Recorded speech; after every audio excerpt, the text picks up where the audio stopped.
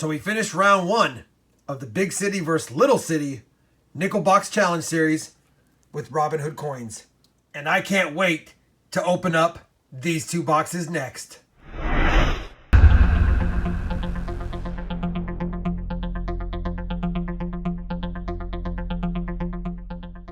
Hey everyone, it's Rob with RobFindsTreasure, and that's right, round one is done. The Big City doubled up on the Little City, but we've got two more fresh boxes here waiting to be hunted. They are circulated. I've already checked them. I'll just show them to you just in case, or at least I'll show you this one. This is the Little City one.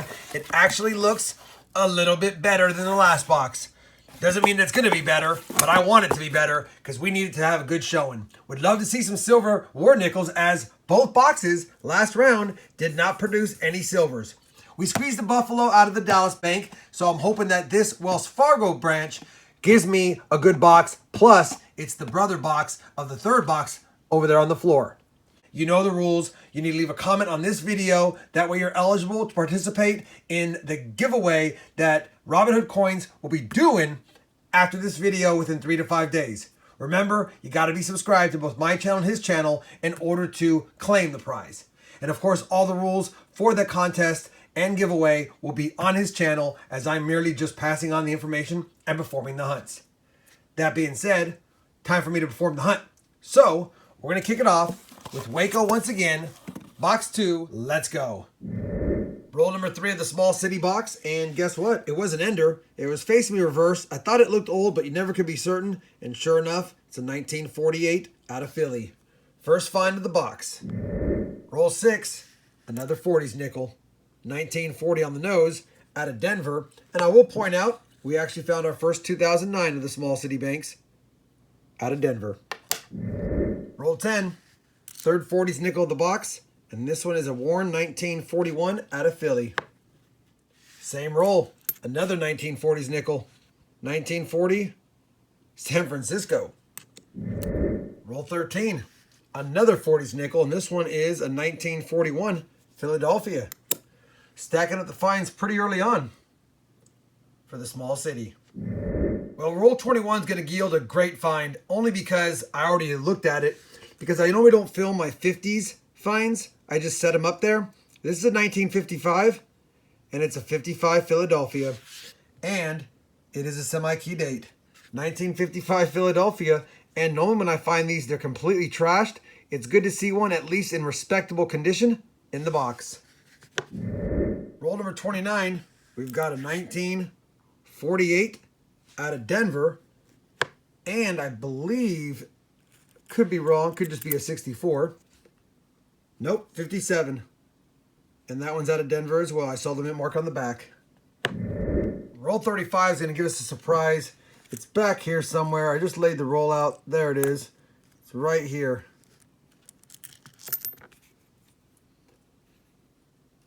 It's a Zinken. You can tell by the deterioration of it, it's not copper. Roll 37 is going to give us a 1947 that's pretty toasty. But it is a 47 out of Denver, and it's our first 47 of the box. Roll number 41, 1941. And it has a mint mark, and it's a Denver. Roll 49, the box had kind of cooled down, but this roll is going to help for two reasons. First and foremost, a 1939 out of Philly, but we'll check it for any doubling, of course. And it does not. You would see it easily. Still, the 39 nickel in the box. We'll take that. That's the oldest. And I thought I saw right here another 1955. Could it be another Philly? Not so lucky. It's a Denver. But two finds in that roll, and we've got more to look through. So there was no more finds. We finished the box. It did do a lot better. We can't argue. 12 in the 50s, including a semi-key date, 1955 out of Philly. 8 in the 40s, no silver once again. 1 in the 30s, a 39p. We actually found 4 2009s this time.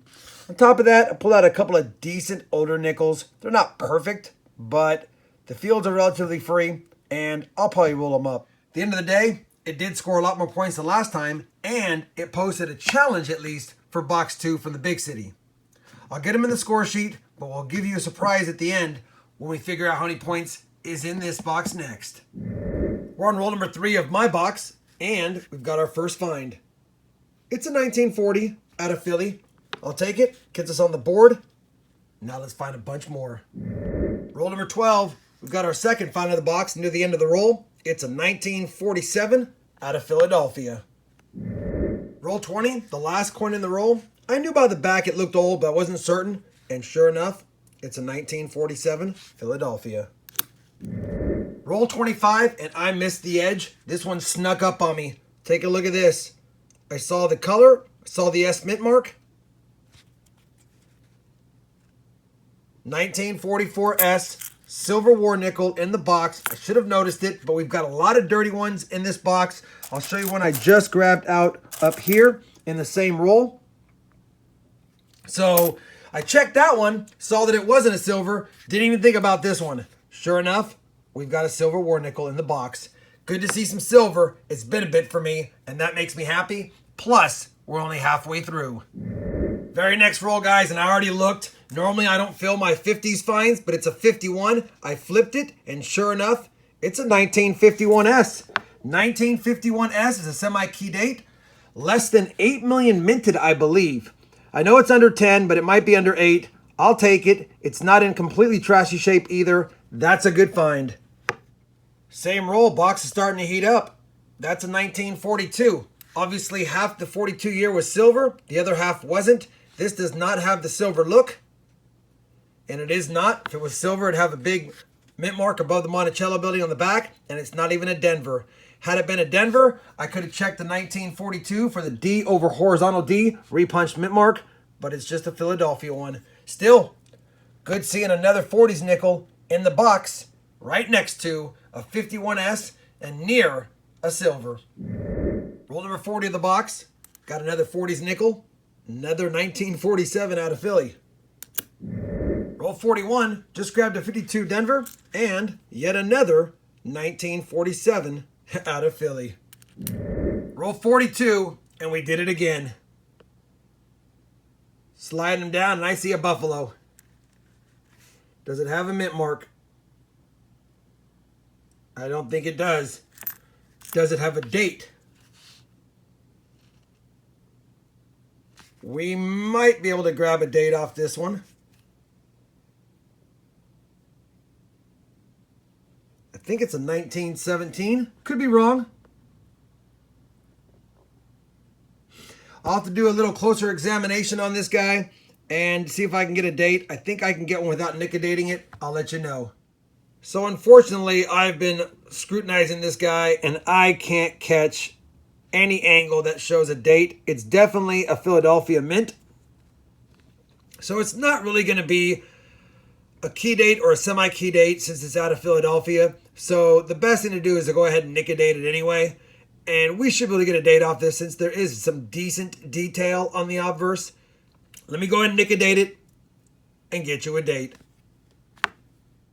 So I figured I'd show you how I do the nic-a-date. I take the bottle and I just put the smallest drop right in the date area. Just like that. Then I take a screwdriver or a toothpick or anything and I just move the acid right over the date area, trying to minimize the amount of acid that goes through. And then once you do that, you can see it's a 1918. Once I've seen a date, I rinse it off and wipe it down, which I'll do right now.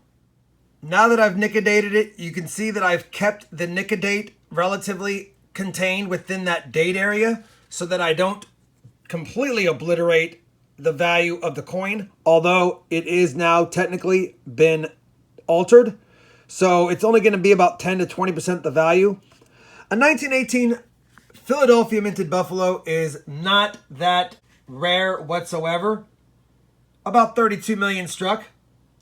So had it been in G4 condition, which had it had a date without being nic-a-dated, that's about what this would be. It would be a $6 nickel, $5 or $6 nickel. Now that I've nic-a-dated, it's about $1 or $2 at the best. Still, nice easy date to pull. pretty much kept the nic-a-date contained. And that's how I like to do it. Nothing's worse than seeing the nic-a-date bleed all into the neck or the ponytail of the Native American Indian. That, to me, makes the eye appeal dramatically reduced. I'll take a Teens Buffalo nickel in the box any day, and we seem to be finding buffaloes in our boxes, which is always a good thing. And it's very rare that I get a buffalo and a silver in the same box. The trifecta for a V-nickel would be incredible. I guess I'll take a second and make sure I let everyone know that you should always wear gloves while using nic-a-date. I have nic-a-dated thousands of nickels in my life, so I'm very careful with it. That being said, if you're interested in getting nic-a-date, I always have links to the things that I use in the videos down below in the video description. Enough of that. Let's get back to the hunt. So we finished the Big City Bank box 2, and it was a dandy. We got 13 in the 50s, including a 51S semi-key date. We got 6 in the 40s, not including a silver. On top of that, we did find a 42, which is always fun to find. We found a 1918 nic-a-dated now Buffalo nickel out of Philly. 2 for 2 on the Buffaloes. And then a couple of 2009s, of course. And I think I'll point it out. I always keep the 50s nickels that are in really good shape. And this guy is really nice. Not full steps. A lot of the nickels weren't even struck with full steps coming straight from the mint. It's estimated only 10, maybe 20% of them were. So either way, I'll take it. It's a beautiful find. It's definitely a keeper for sure. I'm pretty certain this box is going to beat the Waco box once again, but let me plug it into the stat sheet to make it official. Got the stats plugged into the stat sheet, and it is official. The Big City has won both rounds, 40.5 to 44.0. Again, the small city had a good second box, but once again, the Big City box was just better.